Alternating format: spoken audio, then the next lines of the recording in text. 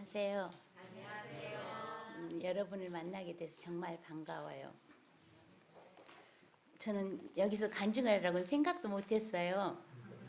그래서 어제 간증을 하라고 해서 사실은 이렇게 많이 적어왔는데 네 분이라 해서 짧게 그냥 두서없이 어떻게 이야기하다 내려갈 것 같습니다.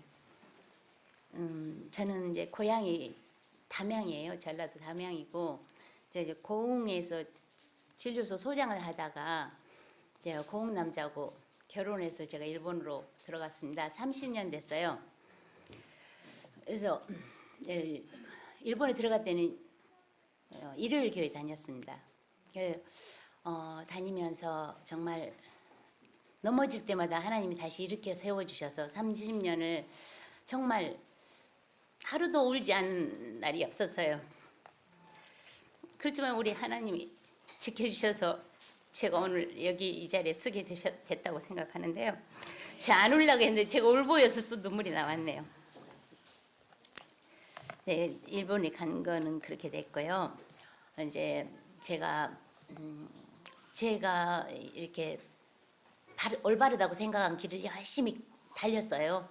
달렸는데 결국은 그게 사망의 길이었다는 걸 알게 됐고, 오늘 원장님 말씀처럼 제가 동서남북이 다 막히게 하나님이 하셨어요. 그래서 이제 정말 인생이 너무 허무했기 때문에 애들도 이제 어느 정도 컸고, 그래서 제가 이제 이제 사명이 다 끝났다. 이제 죽음만 생각할 때가 참 많았어요. 제가 그러다가 제가 이제 일반 일본 일요일 교회를 다니면서도 말씀이 갈급해서 많이 목사님들이 이제 일본 오면은 제가 멀리 말씀을 들으러 많이 다녔었거든요. 그러다가 제가 이제 여기 정말 진실한 말씀을 전하는 목자를 찾기 위해서 제가 유튜브를 뒤지다가 최 원장님의 강의를 제가 발견하게 된 겁니다. 그래 6개월을 제가 정말 표현하기 저 미친 사람처럼 자장가도 그 원장님의 말씀으로 강의로 할 정도로 계속 그렇게 들었었어요. 정말 열심히 정말 단비를 만난 것처럼 그리고 이제 제가 일본에 가서 많은 방황도 했지만 이제 저 사업을 한다고 하면서 제가 하나님한테 제가 이제 약속을 했어요. 하나님, 제가 사랑의 집을 지어서 거기에 온 사람들을 다 이렇게 나갈 때는 말씀을 먹여서 나가는 그런 걸 하겠습니다. 그렇게 했었거든요. 근데 이제 원장님이 이걸 보고 저거다. 내가 가야 할 게 저거네. 이제 그러면서 더욱더 심취했었어요. 그래서 제가 이제 일기 그거를 보면서 나도 저 속에 끼고 싶어 그런 마음이 들어가지고 제가 여기 전화를 했어요. 전화를 해서 일본에도 여기 교단하고 같은 교회가 있느냐고 물었더니 한인교회를 가르쳐 주셨더라고요. 그래서 제가 한인교회로 바로 달려갔어요. 바로 달려가서 제가 이제 교회를 거기로 다니기로 마음을 정하고 가니까 이제 처음에 이제 뭐 엘렌 화이트 여사 그러니까 엘렌 화이트 여사가 누구야? 이제 막 너무너무 관심이 많았는데 거기 가니까 다 책 있는 거예요. 근데 제가 책을 참 좋아해요. 책 욕심이 많아가지고 나 여기서 몇 달째라도 좋으니까 이거 다 읽어야 돼. 그러면서 이제 목사님한테 제가 그랬어요. 그래서 목사님에게 제 이제 목적을 말씀을 드렸더니 목사님이 그렇지 않아도 일본에서 최차순 원장님처럼 하실 분을 기다리고 기도하고 있었습니다. 그러시는 거예요. 그래서 제 울보가 또 막 울었죠. 그리고 이제 제가 지금 이제 그때 제가 일을 하고 있었어요. 괜찮은데. 그래서 제가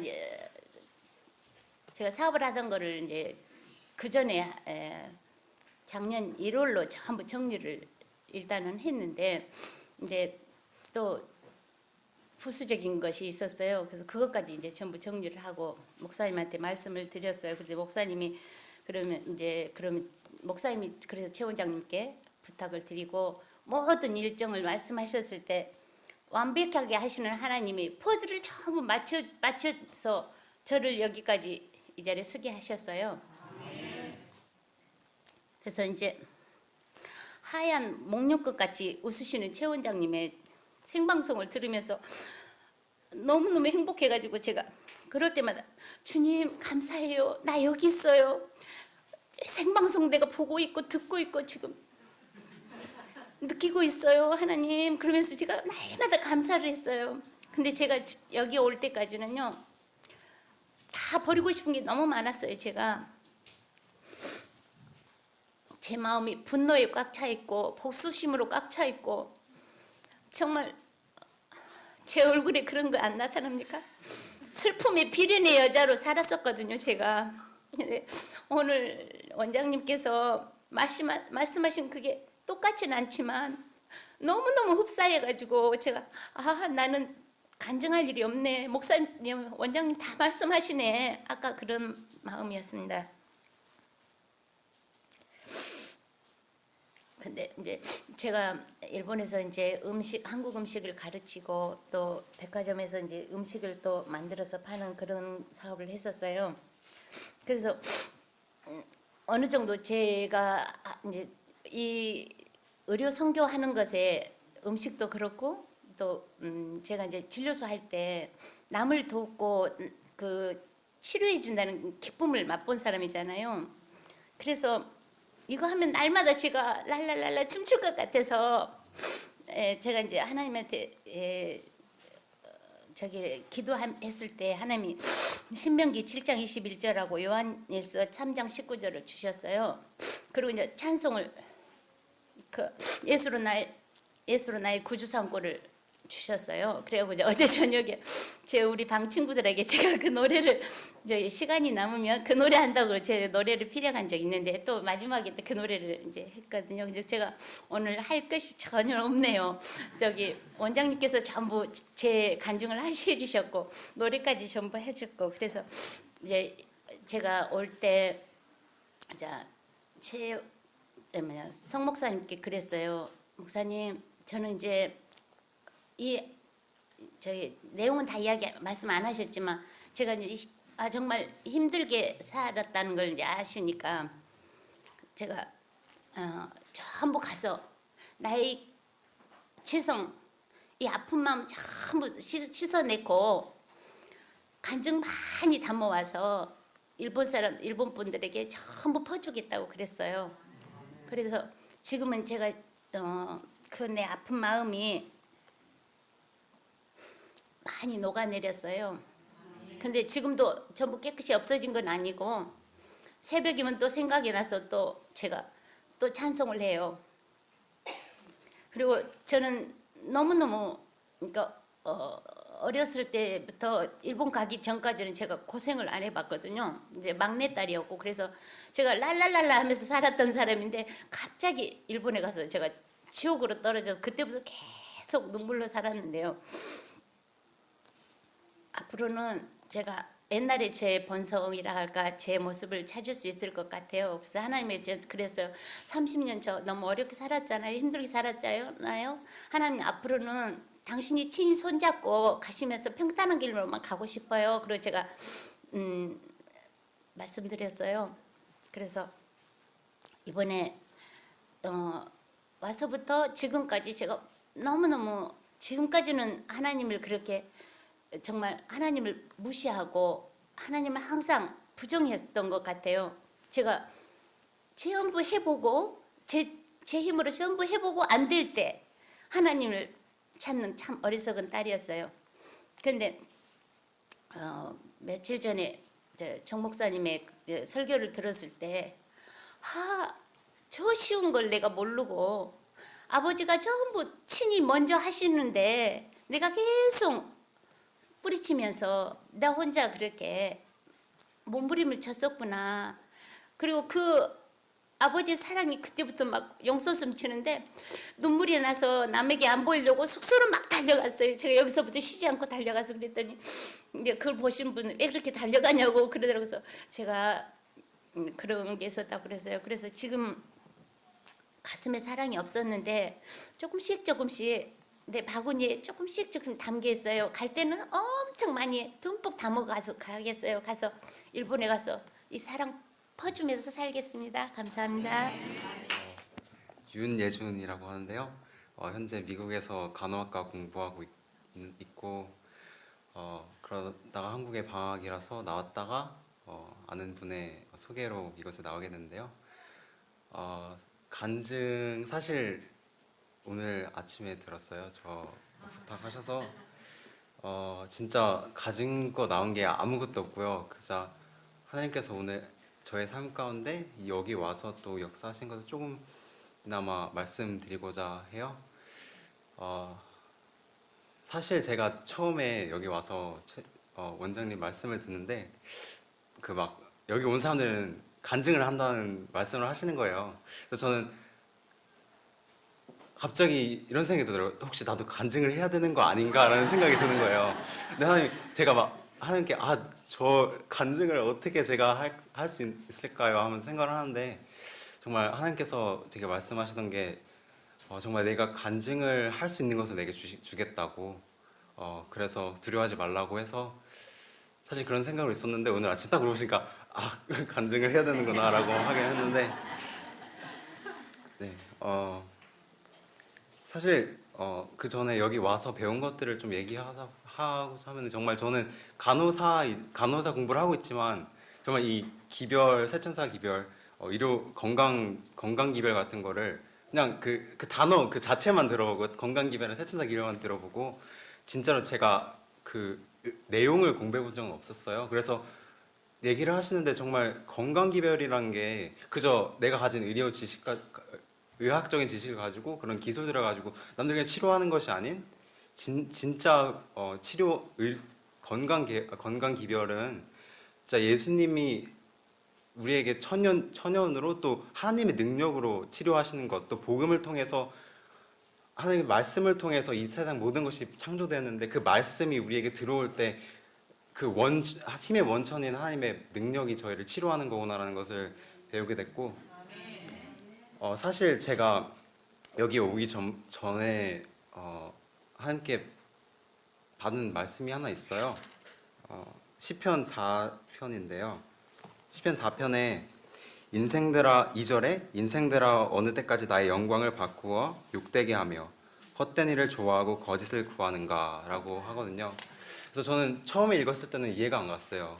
이게 무슨 뜻일까라고 생각을 했는데 정말 제가 계속 넘어지고 다시 함께 돌아가고 하는 모습을 보면서 여기서 나의 영광을 바꿔 욕되게 하며 헛된 일을 좋아하고 거짓을 구하려 하는가 하는데 정말 내가 하나님의 그 은혜와 자비 그 모세가 하나님께 주의 영광을 보여주소서라고 했을 때 하나님께서 나는 자비롭고 그러니까 하나님의 성품을 얘기하셨잖아요. 그래서 정말 하나님의 성품, 하나님의 그 사랑이 나를 이렇게 구원하셨고 내게 이렇게 매번 기회를 주신데 나는 그걸 받아서 그 자유를 가지고 내 하고 싶은 대로 하다가 하나님 안 돼요.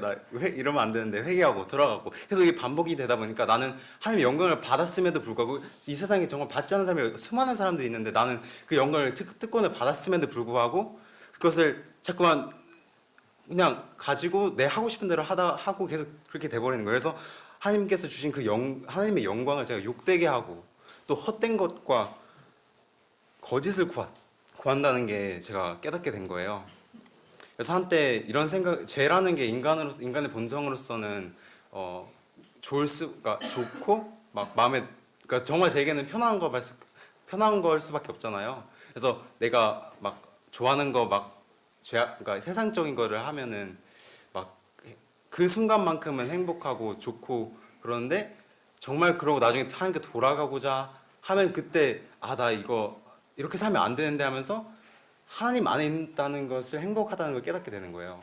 근데 저에게는 혼란이 왔어요. 하나님 안에도 있는 것이 행복한데 어째서 죄 가운데 있는 내 모습도 행복할까라는 이렇게 생각을 하고 있었는데 여기 올 때 버스를 타고 왔거든요. 버스를 타고 오면서 생각이 드는 게 그러니까 예를 들어 한 학생이 학교를 다니다가 휴학을 하고 자취방을 들어가서 내 하고 싶은 대로 게임하고 영화 보고 뭐 이런 거 내 하고 싶은 거 다 하고 그럼 그 순간은 행복하지만 사실상 현실은 그것이 아닌 내가 공부를 하고 열심히 해서 살아가는 것이 현실인 거잖아요. 그래서 저는 어떤 것이 현실인가라고 갈팡질팡할 때 하나님께서 이렇게 말씀하시는 게 내가 지금 너가 지금 죄 가운데 사는 것이 비록 그 순간만큼 행복할지 모르지만 정말 마지막 때 하나님께서 오시고 심판하실 때까지 너가 그런 모습을 있는다면 죽을 수밖에 없다고. 그래서 그렇게 배우게 됐고요. 정말 여기 와서 또 그렇고 제가 미국에서 공부를 하다가 계속 긴장이 되고 정말 하나님을 필요로 하니까 계속 하나님께 매달리고 하나님과 이렇게 엄청 신앙을 열심히 하다가 한국에 오니까 갑자기 그 긴장감이 다 사라져 버리니까 막 흐트러지는 거예요. 그래서 사실 한국에 8월 말쯤에 왔는데 그때부터 조금 막 흐트러지는 삶을 살기 시작했어요. 막 잠 자는 취침 시간 이런 것도 다 리듬도 다 깨지고 그런 상태에서 하나님께서 저를 이곳에 보내주셨는데 그래서 정말 여기서 와서 제가 깨닫는 게 저는 너무나도 더럽구나라는 것을 깨닫게 되는 거예요. 원장님께서 또 참된 회개를 통해서 우리가 느느비를 받을 수 있게 된다 하잖아요. 그래서 저는 계속 기도해서 하나님 저 참된 회개를 할 수 있도록 도와주세요라고 하는데 정말 제가 그래도 또래 친구들보다는 신앙이 좋다고 생각을 하다 보니까 자꾸 교만이 생기고 자꾸 남들의 단점들만 보이는 거예요.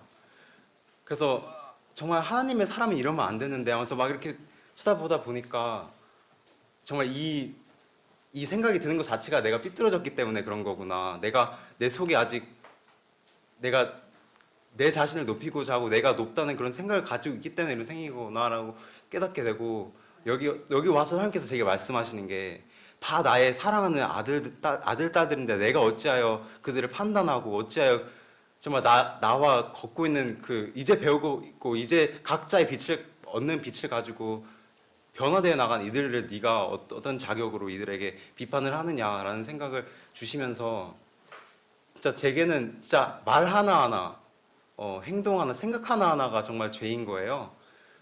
막 누가 어떤 얘기를 하시면 내가 이 얘기를 하고 싶은데 이게 아닌데라고 말을 하고 싶지만 그러다가 확 내버리고 나서는 이게 내 그저 육적인 마음을 채우고자 하는 것이었구나라는 것을 정말 깨닫게 되고 하면서 진짜 하나님께서는 그럼에도 불구하고 끊임없이 제게 올바른 길을 알려주시고 너는 할 수 없단다 하지만 오늘 아침에도 에스겔 36장을 읽었는데 26절 27절에서 보면은 정말 내가 새 마음과 새 영을 너희 속에 두어서 너희 마음에 있는 그 굳은 마음을 제거하고 부드러운 마음을 줄 것이라고 또 내 신과 내 하나님의 신과 하나님의 영을 너에게 줌으로 그 법례를 행하게 하고 또 그 율법을 지킬 수 있게 하신다고 하는데 정말 내가 할 수 있는 게 아니고 오직 하나님께서 그 영을 성령님을 주실 때 새 마음을 주실 때 그럴 때만 가능한 것이구나라는 것을 또 배우고 또 배워 나가고 있어요. 사실 네. 그리고 여기 너무 많이 얘기하나? 저 여기 와서 또 셋째 천사 기별에 대해서 하나도 모른다고 말씀드렸었잖아요. 그래서 여기서 이렇게 저희 교재 30쪽에 이런 얘기가 있더라고요. 이 중요한 진리를 깨닫기 위하여 우리는 열렬한 정신과 경건한 신앙심을 가지고 연구해야 하며 우리의 학구력과 이해력은 최고도로 발휘되어야 한다. 하는데 저는 간호학과가 살짝 거기서는 어려워서 공부를 진짜 많이 하거든요. 열심히 하고. 근데 내가 그만큼 그런 자세로 말씀을 공부하고 새천사 기별을 공부하지 않는 모습을 깨닫게 되면서 나는 뭐지? 나는 힘이 없구나라는 생각이 들면서 내가 더욱더 열심히 공부해야겠다고 결심을 하게 됐는데 정말 이 결심을 하고서도 진짜 하나님께 기도하는 것이 하나님 저는 진짜 이거 제 힘으로 할 수가 없어요. 제가 결심한다고 해서 되는 게 아니에요 라고 정말 저에게 그 힘을 주세요. 제가 그걸 할 수 있게 해주세요 라고 기도하고 있고요. 또 다니엘서 최근에 여기 와서 다니엘서를 읽기 시작해서 하나님께서 읽으라고 하셔서 읽기 시작했는데 다니엘 1장을 묵상하는데 다니엘이 바벨론에 가서 같은 유대 그 이스라엘 사람들이랑 같은 또래 애들이랑 왕족들과 귀족들이 갔는데 그 다니엘과 그 세 친구들만 딱 이렇게 뜻을 정해서 나는 육식과 이 우상에게 드려진 그런 음식을 먹지 않겠다고 정했잖아요. 그래서 그 뜻을 정했을 때 환관장에 나가서 제가 육식을 하지 않겠습니다. 채식을 하겠습니다 했을 때 거절했는데 다시 한번 또 다른 사람한테 나가서 이번에는 열흘간의 기간을 주시오. 그동안 변하지 않는다면 우리가 죽든지 그렇게 당신의 말대로 따르겠다고 했는데 저는 그 말씀을 보면서 정말 우리가 뜻을 세우고 믿음의 발걸음을 열흘 동안이나 그게 사실상 열흘 동안 채식하면서 바뀐다는 게 인간의 능력, 인간의 그저 생리학적으로는 불가능한 것이라고 생각되거든요. 하나님께서 역사하실 때만 그것이 가능한데 그래서 저는 내가 뜻을 정하고 믿음의 발걸음을 내디딜 때 하시는 건 다 하나님이 하시는 거구나. 그래서 보면은 다니엘과 새 친구들이 정말 10배나 뛰어나고 용모도 뛰어나고 지력도 뛰어난다고 했는데 정말 내가 살아야 할 삶이 그렇다구나 라고 깨닫게 됐어요. 안녕하세요. 심장이 쿵쾅쿵쾅 뛰는데 저는 모태신앙을 했기 때문에 뭔가 찬양을 드린다거나 이런 간증을 하면 하나님이 되게 기뻐 받으신다는 얘기를 어렸을 때부터 많이 들었어요. 그래서 일단 나오게 됐고요. 처음에 하기 싫었어요. 그냥 나눈 거는 그냥 이렇게 앞에서까지 나눌 건 아니다라는 생각을 했고, 그래서 그냥 나 혼자 간직해야지 이 생각을 했는데 짧게 해도 괜찮으니까 나눠라 해서 그럼 하나님을 한번 기쁘게 해볼까 하고 나왔어요. 네. 네. 그럼 기뻐하시겠지 이렇게 생각하고 나왔어요. 저는 모태 신앙을 했고 이 약간 이 모태 신앙이란 말도 전 이걸 엄마의 믿음이 그대로 온다는 뜻인가 하면서 참 이해도 안 되고, 저는 이제 친구랑 신앙이 좀 다르다는 거를 한 중학교 때 초등학교 6학년 중학교 때부터 약간 얘는 일요일에 가고 난 토요일에 가고 같은 하나님인데 뭔가 받아들이는 게 다르고, 그래서 약간 뭔가 다르다는 걸 그때 알았어요. 그래서 이제 내가 우리 엄마도 믿는데 이거 잘못 믿으면 큰일 난다 싶어서 이제 알아보기 시작했어요. 그래서 보니까 안식일이 맞고 목소리가 좀 떨리는 안식일이 맞고 하나님이 나를 너무 사랑하고 이런 것까지는 깨닫게 됐어요. 이제 하나님이 천지 창조를 하셨고 너무 사랑해서 막 이렇게 우리한테 뭘 많이 막 주려고 한 것까지는 깨달았어요.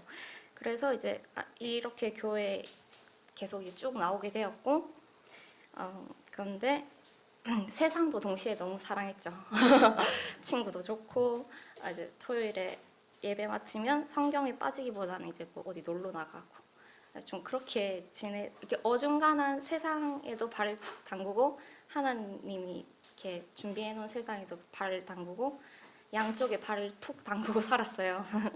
근데 이제 중학생 때도 이제 저희는 이제 토요일에 교회를 갈 수 있는 여건이 되었거든요. 이제 격주로 이제 학교를 안 나가게 되면서 이제 좀 더 많이 공부할 기회가 생겨서 이제 공부를 하게 됐고, 공부를 하다 보니까 내가 조금 더 알고 싶다라는 마음이 그때는 있었어요. 그래서 좀 더 하나님이 말씀이 있는 곳, 하나님 말씀을 전하는 곳 이런 데 이제 속하고 싶어서 가까이 갔는데 상처를 받은 거예요. 그래서 뭔가 밉고 교회 다닌다 했는데 별로 싫고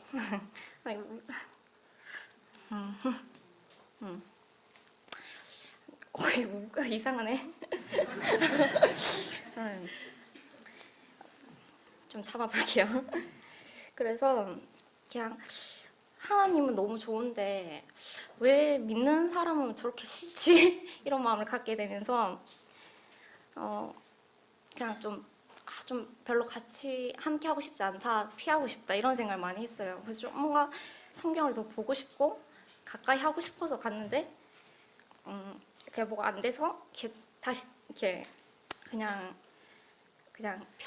조금만 공부하고 살자. 그냥 간단하게만 지키자 이러고 이제 살게 되어서 이제 몇 년이 흘렀어요. 그 동안에도 그래도 하나님은 너무 좋았기 때문에 뭔가 사랑해 주는 걸 잘은 모르면서 이렇게 느꼈어요. 이상하게. 막 저 햇빛도 막 너 나를 너무 사랑해서 우리 사람들 너무 사랑해가지고 주셨고, 비도 너무 필요해서 줬고, 바닷물이 짠 것도 너무 사랑해서 줬고, 다 사랑인 거예요. 그래서 좋긴 좋았어요. 싫긴 싫은데 좋긴 좋았어요. 그래서 이상한 마음이 계속 같이 있는 상태에서 이제 계속 컸고요. 그래서 이제 푹 당기지 못했어요. 이런 하나님의 사랑이나 하나님이 이렇게 저를 데려가고자 하는 길, 그런 것에는 푹 빠지지 못하고 이제 교회는 꾸준히 갔어요.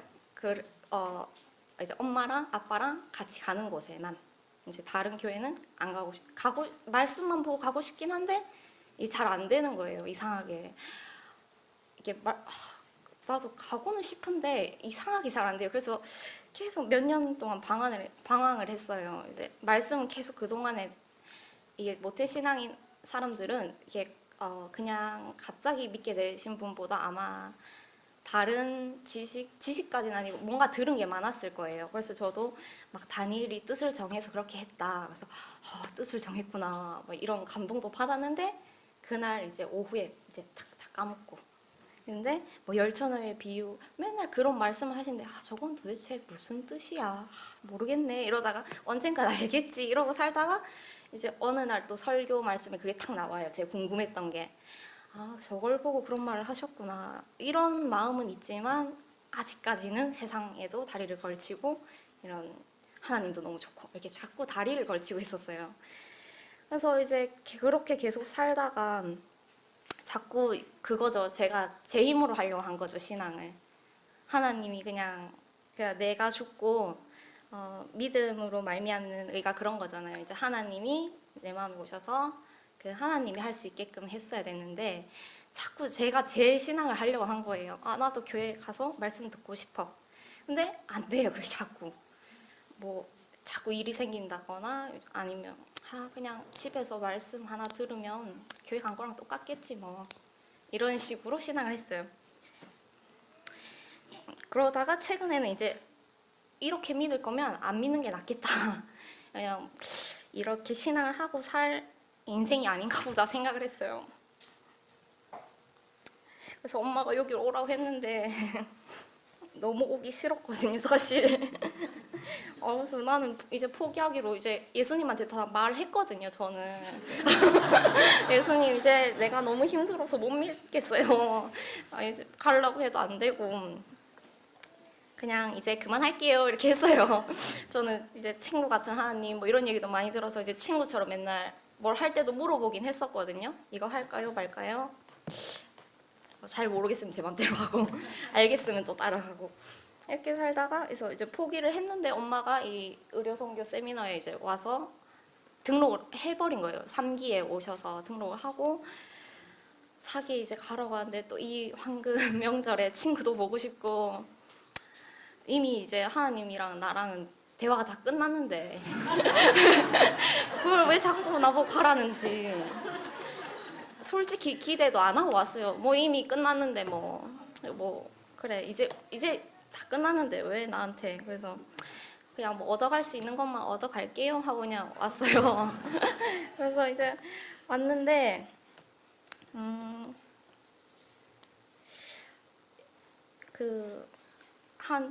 하루 이틀까지는 그냥 계속 그랬어요, 사실.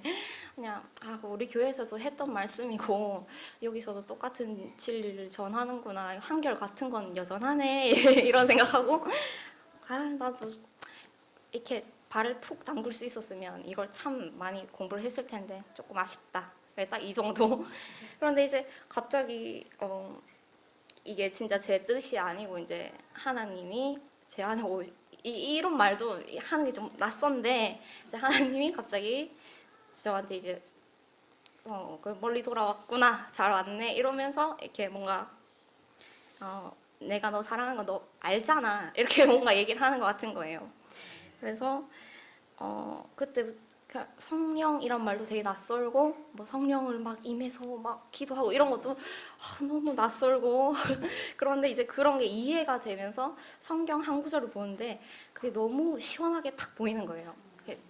그리고 약간 달다는 말 막 하잖아요. 근데 성경이 어떻게 달 수가 있어? 달 수가 없지 이랬는데 약간 단맛이 살짝 나는 거예요. 그래서 이게 되게 신기하다.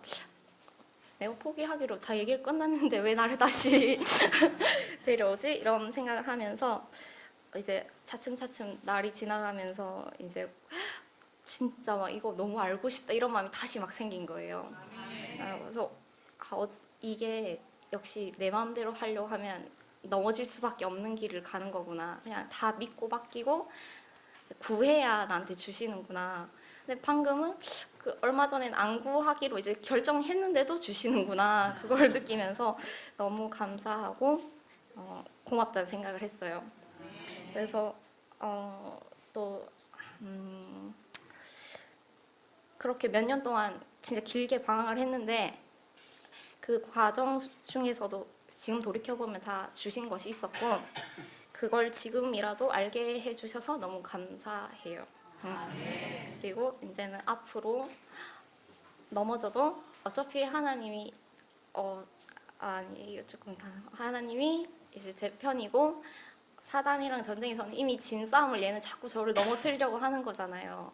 그래서 그 싸움에서 절대 안 지려면 내가 예수님 손을 이렇게 탁 잡고 가야 되겠다 이런 생각을 했어요.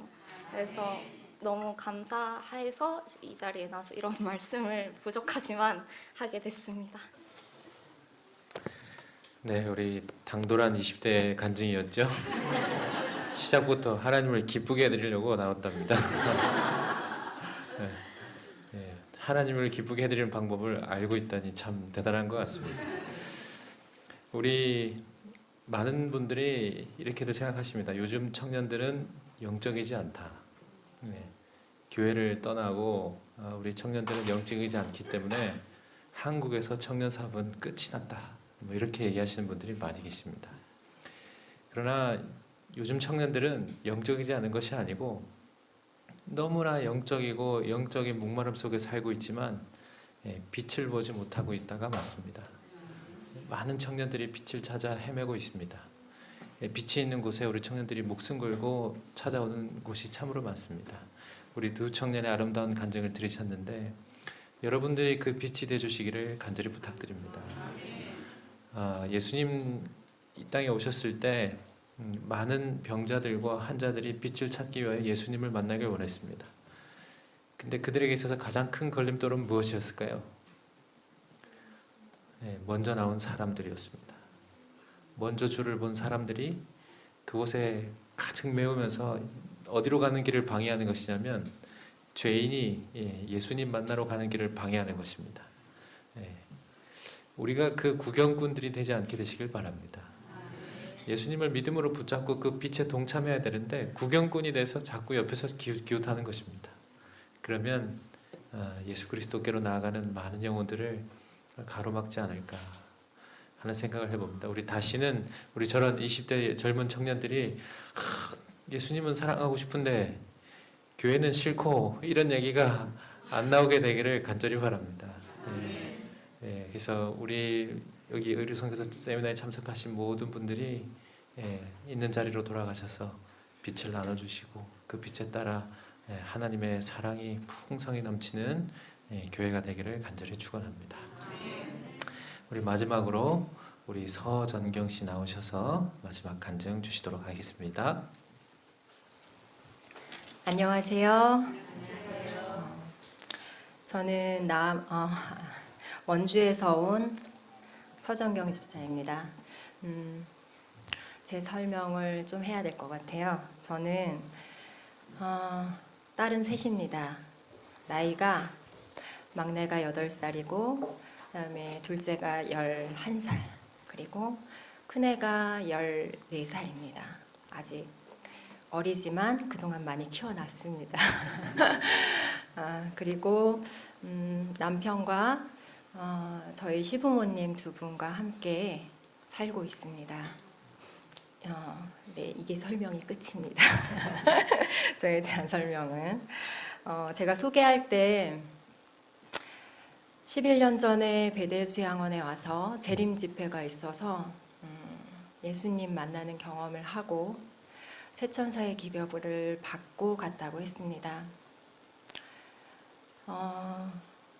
그래서 11년 동안 새천사의 기별이 무엇인지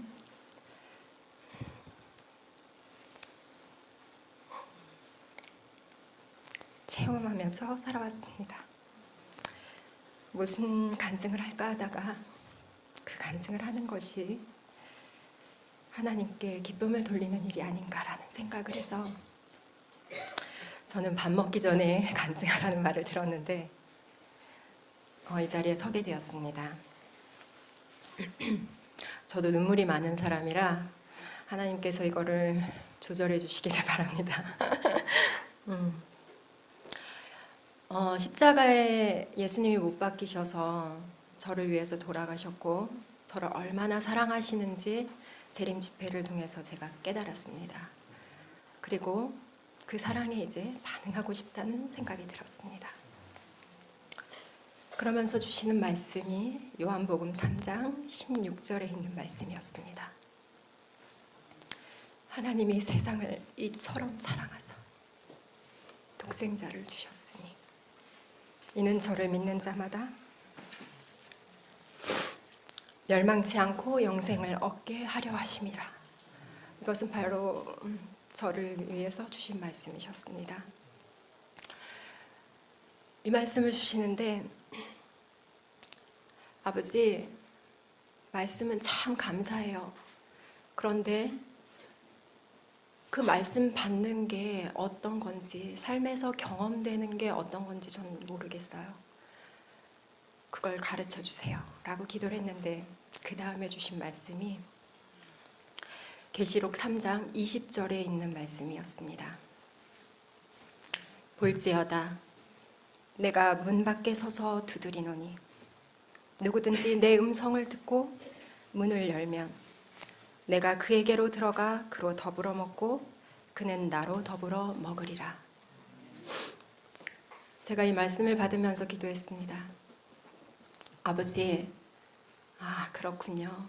그러면 아버지께서 제 안에 들어오셔서 제가 그 말씀을 먹을 수 있게 도와주세요 라고 기도를 했어요. 그랬더니 또 이 말씀을 주셨습니다. 출애굽기 20장 8절에 있는 말씀입니다. 안식일을 기억하여 거룩히 지키라. 그동안은 말씀을 주실 때마다 너무 기쁘고 행복했습니다. 그런데 이 출애굽기 20장 8절에 있는 말씀은 저한테 너무나도 큰 부담이었고 참 결심하기 힘든 것이었습니다. 그런데 이걸 결심하기 위해서 힘을 달라고 계속 말씀을 붙들고 새벽마다 기도하고 찬양했습니다. 아버지 도와주세요. 이거 아니면 제가 살 수 없는 걸 아버지께서 가르쳐 주셨는데 제가 경험할 수 있게 도와주세요. 그렇게 애쓰고 있는 중에 제가 사랑하는 사모님이 계십니다. 그 사모님이 참 엄마처럼 저를 돌봐주셨어요. 영적으로. 그런데 최차순 원장님과 연결시켜 주셔서 비록 전화 통화였긴 하지만 제가 결심할 수 있도록 도와주셨습니다. 그래서 아멘하고 제가 안식일을 지키기로 결심을 했습니다. 그런데 결심하면 사단은 정말 우는 사자와 같이 저를 잡아먹으려고 하더라고요. 근데 그 사단의 역할을 하는 대상이 제 신랑이 볼진 모르겠는데 바로 제 신랑이었습니다. 신랑이 저를 너무 힘들게 하는 거예요. 제가 그때 결심하고 신랑한테 말했을 때 제가 둘째를 뱃속에 갖고 있었습니다. 그때가 8개월 때였는데 잠을 못 자게 하고 계속 힘들게 하는 겁니다. 그때 제가 이런 기도를 했어요. 하나님, 저 사람이 하나님을 믿는 사람이라고 모태신앙이라고 하는데 제가 이제 하나님을 믿고 그 말씀을 먹겠다고 하는데 참 안식일을 지키겠다고 이제 결심을 했는데 하나님을 지금까지 믿고 살아온 저 사람이 어떻게 저한테 이럴 수가 있습니까? 원망이 되는 겁니다. 그런데 말씀을 계속 보고 정말 간절히 기도하고 찬양을 하니까 하나님께서 이런 음성을 들려주십니다.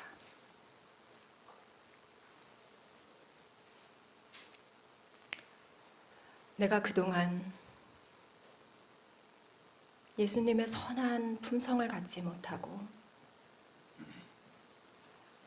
나의 죄된 본성을 나의 남편에게 계속 보여줬던 겁니다. 그러니 이 남편이 아무리 말씀대로 간다고 하지만 그 말을 믿을 수 있겠어요? 못 믿죠. 제가 그래, 말씀 믿는 건 좋은 거다. 그건 당연한 거야. 그런데 지금까지 내가 나에게 보여준 그런 모습으로 네가 그런 결심을 했다면 내가 그것을 믿을 수 있겠느냐. 신랑에게 저에 대한 신뢰를 제가 완전히 그동안 무너뜨리면서 살아왔던 겁니다. 그래서 결심은 해서 직장도 그만두고 새로운 삶을 위해서 하나님께 계속 기도를 하는 중에 계속 주신 말씀이 남편을 사랑하라는 거였어요.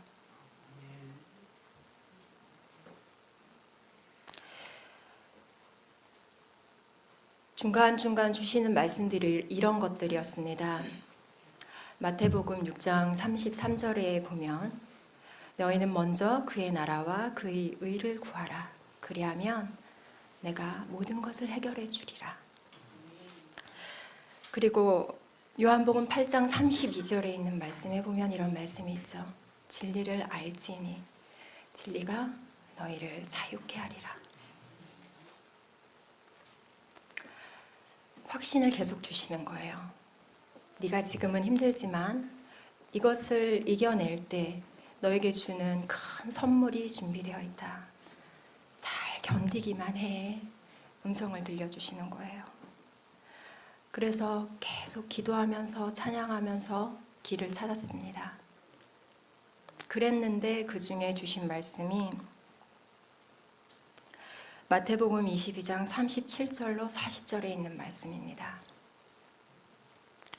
내 마음을 다하고 목숨을 다하고 뜻을 다하여 주 너의 하나님을 사랑하라.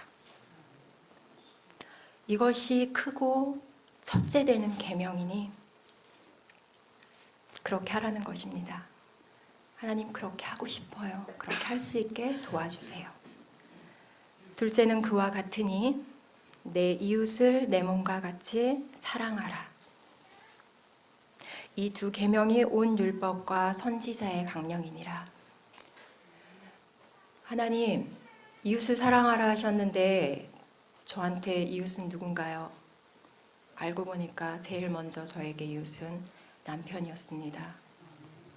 시간이 많지 않은데 빨리 설명을 드려야 되겠습니다. 그래서 남편을 위해서 기도했어요.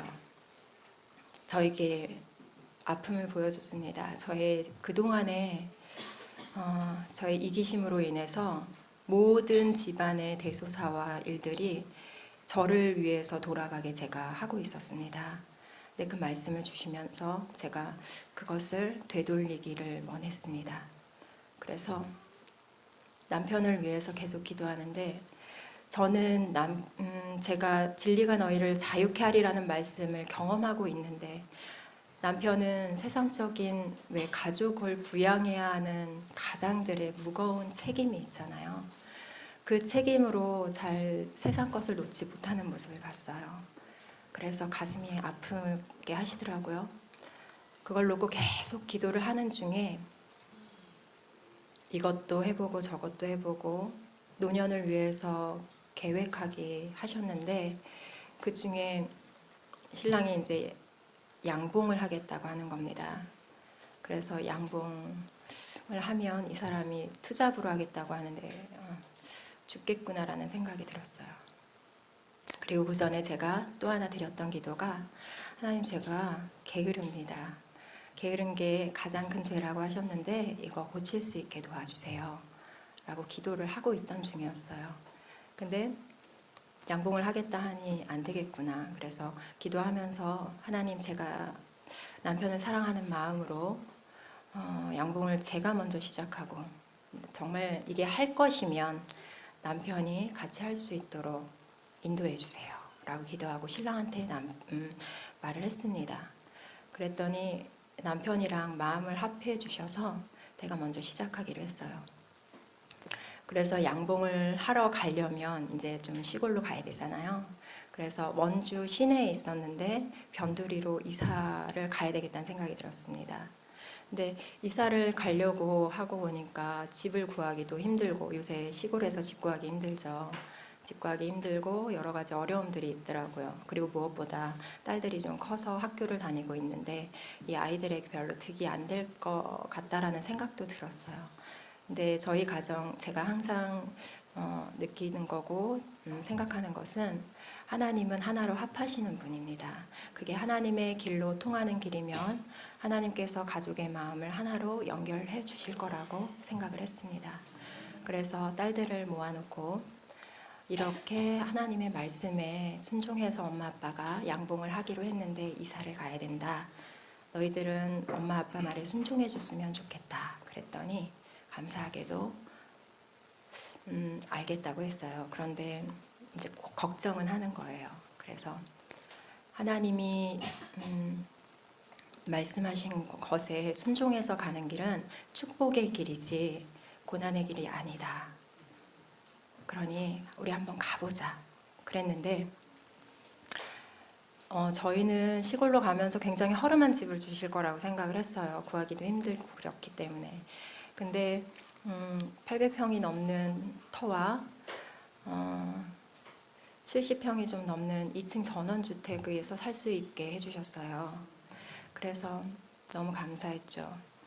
근데 제가 그동안 말씀을 보아오면서 저에게 가장 크게 주신 약속의 말씀이 있습니다.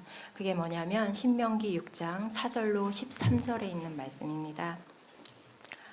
마음을 다하고 성품을 다하고 힘을 다하여 내 하나님 여호와를 사랑하라. 하나님께 돌아가라는 말입니다. 그래서 너의 모든 생활에 그리고 너의 자녀에게 하나님의 말씀을 기록하고 증거하라는 말씀이셨습니다. 그렇게 하면 하나님께서 아브라함과 이삭과 야곱에게 약속하신 땅을 주시고 또 내가 짓지도 않은 집에서 살 수 있게 해주시고 그 집에 아름다운 물건들을 주신다고 하신 약속이었습니다. 그런데 바로 그런 집을 제가 얻은 거예요. 그래서 하나님 너무 감사합니다.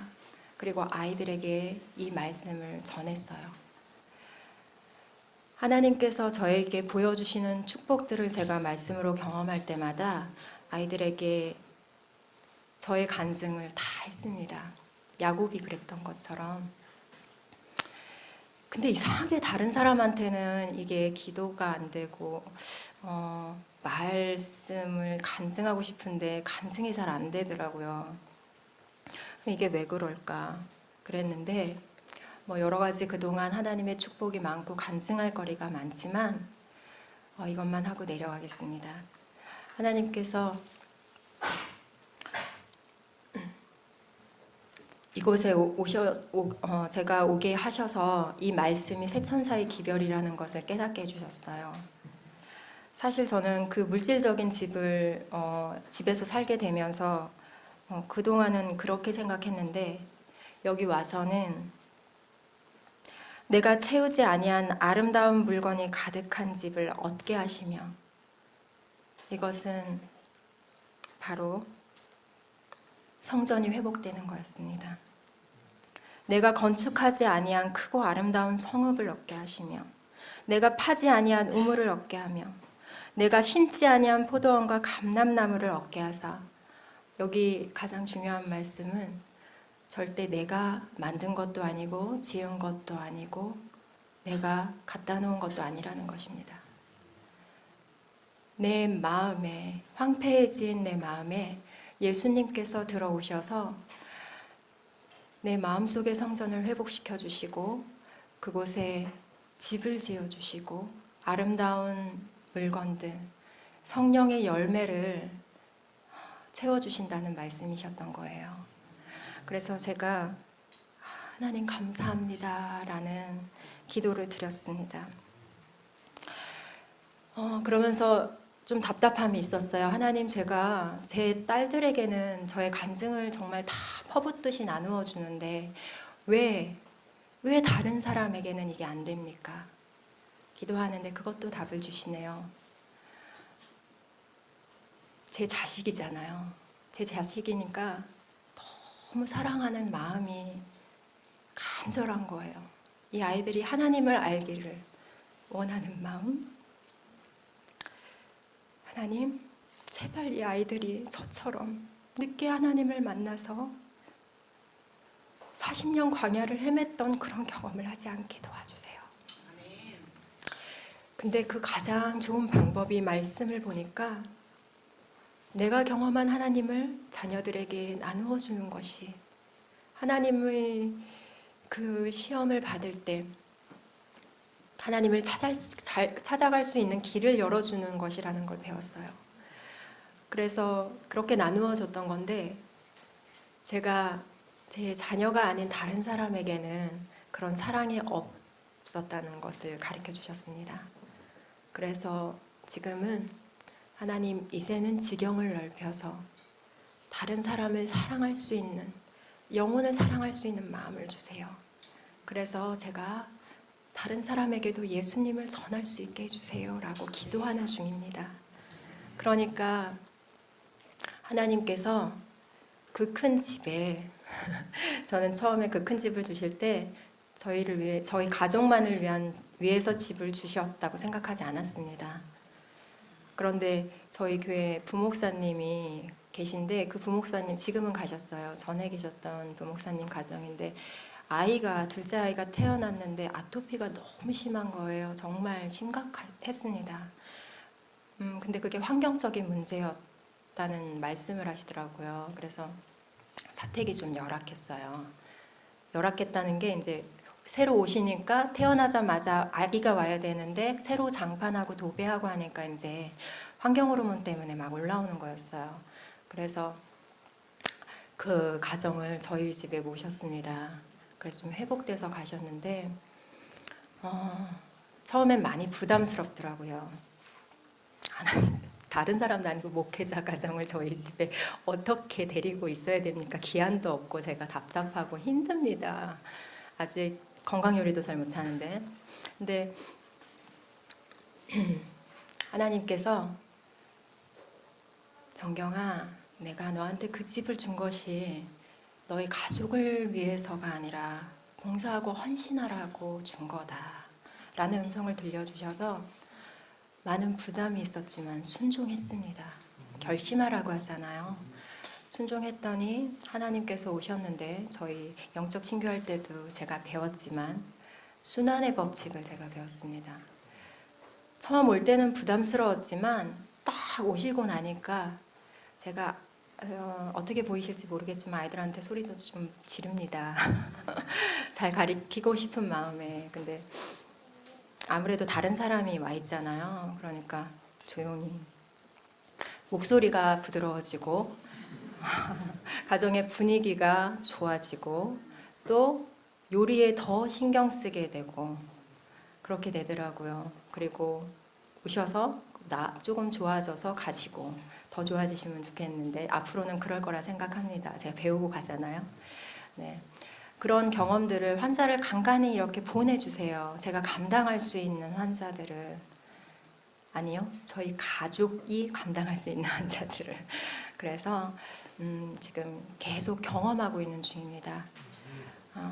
저의 작은 간증이지만 여러분들도 정말 붙들기 위해서 오셨잖아요. 똑같은 심정이라고 생각합니다. 제가 잘난 게 아니고요. 하나님께서 주셨기 때문에 가능한 거였거든요. 제 힘으로 절대 할 수 없는 겁니다. 여러분들 모두 각 가정에서 선교를 할 수 있는 가정들이 되기를 간절히 바라면서 말씀 마치겠습니다.